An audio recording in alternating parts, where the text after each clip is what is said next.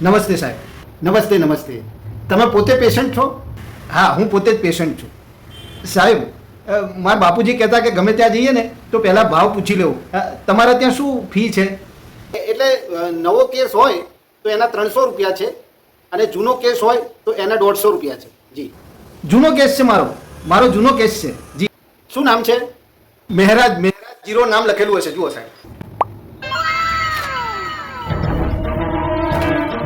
આમાં કાકા તમારું નામ નથી. મહેરાજભાઈ ક્યાંય છે નહીં જૂના કેસમાં. તો હું જુઠ્ઠું બોલું એવો લાગુ છું તમને સાહેબ? મારો જૂનો કેસ જ છે. તમારથી કાગળિયા ક્યાંક આગા પાછા મુકાઈ ગયા હશે સાહેબ. મારું છેલ્લા 3 મહિનામાં ક્યાંય મહેરાજ 0 નામ નથી. આ કાકા ઉલ્લુ બનાવતા લાગે છે. આમને સબક શીખવાડવો પડશે મારે. કંઈ વાંધો નહીં.